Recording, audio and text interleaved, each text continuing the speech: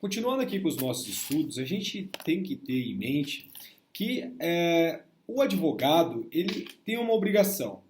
E essa obrigação é aplicar ali toda a sua diligência habitual dentro do seu exercício do mandato. Então, naquilo que se afastar da sua conduta esperável de um advogado, que seja diligente, em situação semelhante, responderá sim pelo dano, se o dano ele estiver ligado, por exemplo, em um nexo causal, é claro, a uma ação ou uma omissão sua. Então aqui não muda muita coisa para as nossas outras possibilidades de responsabilidade. Eu acho que vocês, quando a gente fala, óbvio, dos profissionais liberais, tá? Por quê? Porque, olha, veja bem, é uma conduta média esperada por esse profissional. Se esse profissional, dentro de uma ação ou de uma omissão, ele não atua dentro dessa conduta, desses parâmetros mínimos, médios, melhor dizendo, acerca do que você espera de um advogado, de uma advogada, e isso gera um dano dentro do nexo causal, óbvio que esse advogado e essa advogada tem que sim responder por esse dano que causar, tá? O advogado, ele não deve ser enxergado como praticante de atos isolados, mas sim de uma toda atividade organizada em que busca determinados fins, tá? Então, a atividade poderá contextualizar a postura do advogado e agravar ou suavizar a culpa dentro do caso concreto. Então, o nosso direito brasileiro, em regra, não gradua as culpas, a gente já estudou isso. Então, satisfaz, por exemplo, com a culpa leve para imputar qualquer responsabilização civil. Então, se tiver culpa leve, a gente já tem uma possibilidade de responsabilização civil. E o dano é que servirá de parâmetro para a indenização via de regra. Então, o parâmetro não é se agiu com culpa grave, com culpa leve, mas sim ali o dano, se for um dano vultuoso ou não, dentro das questões ali, quando a gente fala da reparação do dano ou da verificação da extensão desse dano, tá? A gente está falando de culpa. A responsabilidade do advogado é, de fato, subjetiva? Será que a responsabilidade do advogado é subjetiva? Então, uma outra pergunta de um modo um pouco mais técnico. O ônus probatório estará sempre a cargo da vítima do dano ou do advogado? E existem, óbvio, duas posições doutrinárias. A primeira, que é amplamente prevalente, sustenta a tese da subjetividade clássica, melhor dizendo, a tese subjetivista clássica. Outras, que são minoritárias, porém de respeitável calibre, dizem para nós que se aplica, no caso, a culpa presumida. Também se trata de responsabilidade civil subjetiva, porém existe uma inversão do ônus da prova. Quando a gente está diante da culpa presumida, vocês já sabem disso. E a gente vai estudar, dentro desse vídeo, a nossa tese A, que vai falar para nós que é uma tese subjetivista clássica, e ao final, a gente vai falar da nossa culpa presumida e da possibilidade de inversão do ônus da prova, que é a nossa corrente minoritária. Então, tradicionalmente, a nossa responsabilidade civil do advogado ela é subjetiva nos moldes clássicos. E é preciso, nessa linha, portanto, que a vítima prove que o advogado agiu mal. Por exemplo, que ele foi imperito ou negligente. Pontes de Miranda ele vai assentar para nós que negligência é a omissão da diligência exigida no trato ordinário dos homens, quando, se não tivesse havido essa falta de diligência, se teria o resultado não querido, contrário a direito. Então, um ponto que a gente tem que considerar, e agora vai começar a fazer um pouquinho de barulho que a chuva deu uma voltada, não se exige também de forma absoluta para responsabilizar o advogado que o erro seja grosseiro, tá? A gente não exige que o erro seja grosseiro. Ou que a inépcia desse advogado seja reiterada, ou seja, várias perdas de prazo, etc., vários decursos de prazo, etc. E na nossa tradição, que a gente pode denominar tradição jurídica brasileira, a culpa, mesmo leve, ela pode impor sim a responsabilização. Então, é possível a responsabilização de advogado público que, pela emissão de parecer de natureza opinativa, desde que esteja ali configurada a existência de culpa ou erro grosseiro. Então, se você está lá, você é um advogado público e faz um parecer opinativo, não é um parecer técnico, não tem uma tecnicidade exigida diante dessa profissão, você pode sim ser responsabilizado desde que exista alguma culpa ou algum erro grosseiro, e isso foi já julgado no STF, dentro do mandado de segurança 27876, de relator o ministro-presidente Dias Toffoli, isso em 2012. Galera, desculpa, eu estou parando bastante aqui para tomar uma água. Hoje de manhã eu tive uma exceção, uma reunião aqui no escritório, e eu falei muito, minha garganta já foi, está muito seco, ainda bem que essa chuva veio em boa hora. Parece que eu estou gravando 8 horas da noite, mas ainda são 4h30, tá? O Estatuto da OAB vai prever para nós, dentro do artigo 32, que o advogado é responsável pelos atos que, no exercício profissional, praticar com dolo ou culpa. E dentro do parágrafo único vai constar desse artigo 32 que, em caso de lide temerária, o advogado será solidariamente responsável com o seu cliente, desde que coligado com este para lesar a parte contrária, o que será apurada em ação própria.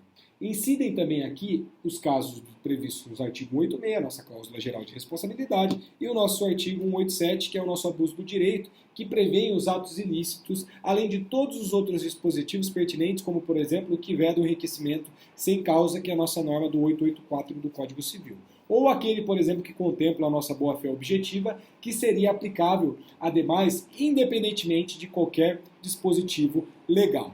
E ainda que nós considerarmos aplicável o CDC à matéria, a gente vai estudar se aplica o CDC ou não aqui para as questões dos advogados, o dispositivo em questão, tal como ocorre, por exemplo, com os médicos lá dentro do CDC, prevê a responsabilidade subjetiva dos profissionais liberais. Isso está lá no parágrafo 4º do artigo 14 do Código Consumerista. E a culpa, portanto, ela é tão relevante no passado em praticamente todo o domínio da responsabilidade civil.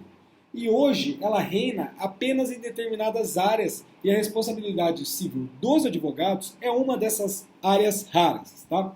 E o Pontes de Miranda, novamente, sempre ele, o Francisco Cavalcante, ele teoriza a respeito disso quando ele vai falar para nós que a culpa é inconfundível com a contrariedade a direito. Então, opera no suporte fático como um plus. Portanto, a culpa tem quem atua positivamente ou negativamente como causa evitável de algum dano ou infração. Então, há no conceito implícita a reprovação, posto que haja culpa de atos não reprováveis e até de atos dignos de louvor. Então, um advogado que, sem autorização, subestabelece os poderes que lhe foram conferidos, responde perante o outorgante pela atuação do procurador subestabelecido. Então, imagina que você subestabelece sem a ciência desse seu cliente. Se esse procurador subestabelecido faz cagada, você será, sim, responsável perante esse outorgante, e isso também já foi decidido no STJ, através do RESP 259832, de relatoria do ministro Ari Pargendra. Tá? E age também com falta de diligência o advogado que não examina os documentos recebidos para instruir eventual inicial. Tá? E a circunstância de que a constituinte seja bacharel em direito, que ele tenha entregue contra-cheques de período diverso daquele que autorizaria o reconhecimento do direito postulado, apenas tempera a sua responsabilidade pelo reconhecimento da culpa concorrente. Foi o caso que eu falei para vocês no nosso primeiro vídeo. Então, responde civilmente o advogado, evidenciada também a negligência culposa, ou seja, em razão de uma impetração de mandado de segurança fora do prazo e sem instruí-lo ali com os documentos necessários, frustrando a possibilidade desse cliente ali ser aprovada em um concurso público, de ser nomeada a um cargo pretendido, etc. E aplicou-se, nesse caso, dessa possível candidata que foi aprovada e não foi ali, o mandado de segurança ele não foi postulado, enfim. Nesse caso, foi aplicada a nossa teoria da perda de uma chance. Então, não houve uma impetração no mandado de segurança e, em decorrência disso, foi julgado a teoria da perda de uma chance através do RESP 1321606, tá? Também do STJ, é claro. Aliás, foi em margem de declaração no recurso especial. E foi fixada, claro, uma indenização à luz da proporcionalidade. E é dever do advogado acompanhar todo o processo, toda a instrução processual, com o devido zelo e com a devida atenção. E em todas as suas fases, ou seja, danos mais ou menos graves, eles podem ocorrer em qualquer das fases, né? Em quaisquer fases, desde as nossas fases pré-processuais, como no inquérito policial, se, por exemplo, o processo penal a gente estiver tratando, ou mesmo em fases posteriores, por exemplo, de liquidação, falando aqui de um modo mais amplo possível. E essa questão já chegou também no STJ, a questão da liquidação, e assim, houve um erro grosseiro no laudo de liquidação pelo perito, e o advogado ele foi sim responsabilizado perante o seu silêncio para se manifestar desse erro grosseiro pericial. E o advogado que recebe citação em nome dos clientes se entende que não mais é procurador da causa. E esse advogado do cliente, ele tem a obrigação de comunicar a citação ou a intimação recebida aos novos advogados ou aos clientes. E não poderá, de forma negligente, manter-se inerte. Então a gente sabe que, em sede de responsabilidade civil, sempre que a ofensa tiver mais de um autor, haverá a nossa solidariedade da reparação dos danos na regra do artigo 942. O que eu estou querendo falar aqui para vocês? Se o advogado ele instrui uma testemunha a prestar depoimento falso nos autos de ação trabalhista, por exemplo, e disso decorre um dano material para alguém, a responsabilidade civil se impõe, além de certas consequências penais e disciplinares cabíveis nos casos concretos. E, infelizmente, não chegam a ser raros os danos causados dolosamente. E há pouco tempo, a gente verificou na imprensa que um prefeito de uma cidade de porte médio, no norte do país, quando advogava, apropriou-se indevidamente de quantia referente a uma indenização de cliente. Isso é muito comum, muito comum. Então isso é uma prática lamentável, é uma prática que mancha a profissão, é uma prática, enfim, que nós, advogados, devemos combater todos os dias. E isso ocorre com uma frequência muito maior do que vocês podem imaginar e supor. E os tribunais de ética da OAB são corriqueiramente chamados a julgar esses fatos semelhantes, tá?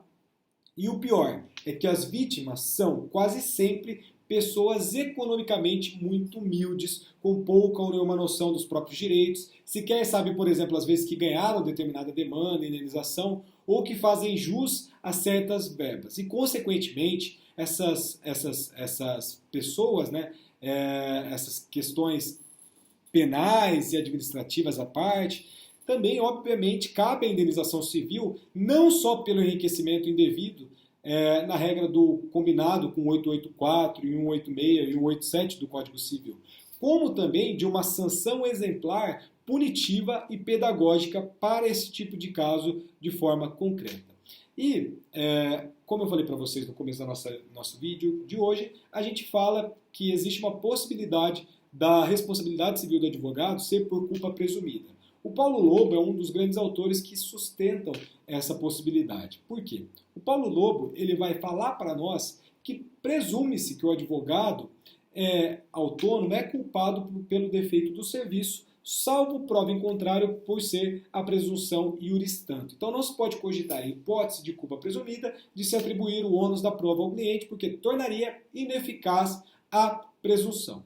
E o Paulo Lobo ele continua nessa tese falando para nós que cabe ao cliente provar a existência do serviço, ou seja, dessa relação negocial entre advogado e cliente, e a existência de um defeito nessa execução que lhe causou danos, sendo suficiente a verossimilhança dessa imputabilidade, tá? Então caberia ao advogado, dentro do caso concreto, provar que não agiu ali com imprudência, negligência, imperícia ou dolo, e dentro dessas possibilidades ele teria a exclusão da sua responsabilidade. Essa postura do Paulo Lobo, ela vai trazer uma postura hermenêutica que se harmoniza com os nossos rumos contemporâneos, tudo que a gente estudou até aqui, até mesmo da própria internacionalização da nossa responsabilidade civil. Mas, de todo modo, isso é uma opinião minha, eu creio, pelo menos, que o magistrado poderá, com algum ônus argumentativo, e esse ônus argumentativo é muito mais certo, né? Ele tem que existir, e inverter judicialmente o ônus da prova presente a hipossuficiência ou sendo verossímil a alegação da vítima. Mesmo que o julgador entenda que não se aplica o Código de Defesa do Consumidor à relação, sendo possível o uso da técnica à luz do diálogo das fontes, tá? Fechamos mais esse vídeo e a gente vai falar brevemente no próximo vídeo acerca da perda da chance, ou seja, uma categoria conceitual que é progressivamente adotada aqui em relação a nós, os advogados. Já voltamos.